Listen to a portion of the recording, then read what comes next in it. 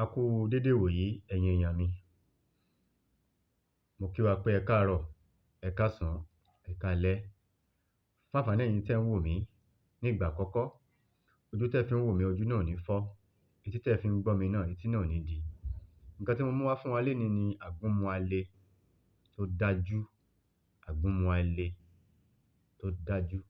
Kí lá lọ wá? Ẹ jẹ́ ká lọ wá ọ̀gẹ̀dẹ̀ àgbagbà tí kò ì tíì gbó àti ẹ̀gẹ́ tí kò ì tíì gbó, ẹ̀gẹ́ tó ń pè ní cassava, òun náà ni ẹ̀gẹ́ tí kò ì tíì gbó.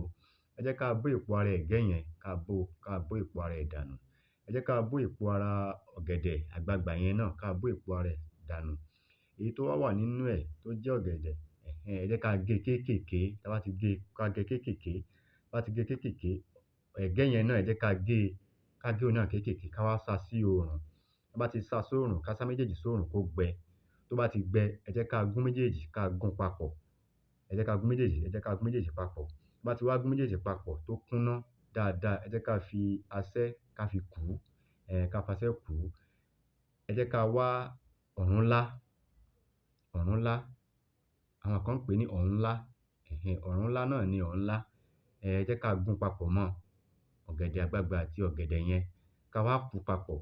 Ká fi ṣúgà oníkóró díẹ̀ sí i, ṣúgà oníkóró díẹ̀ ká fi sí i.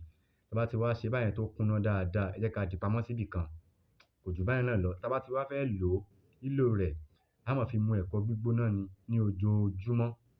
Ẹ̀kọ gbígbóná ní ojoojúmọ́, òun là á máa lo iṣẹ́ yìí. Kò jù báyẹn náà lọ. Ó dájú o. Àgúnmu-alẹ tó dájú ni. Fún àǹfààní àwa ọkùnrin tí a bá lè ṣe déédé lọ́dọ̀ aya wa, tó jẹ́ pé gbogbo ìgbà ni kíní ẹ̀ ṣá máa ń dẹnu kọlẹ̀. But tá bá gbìyànjú ẹ̀, tá a lo iṣẹ́ yìí, a gbà pé n ta fẹ́ k'Ọlọ́run kó ṣe, Ọlọ́run á ṣe. Lẹ́ẹ̀kan sí, orúkọ mi ni Dr. Hafiz Abolade. Ire o.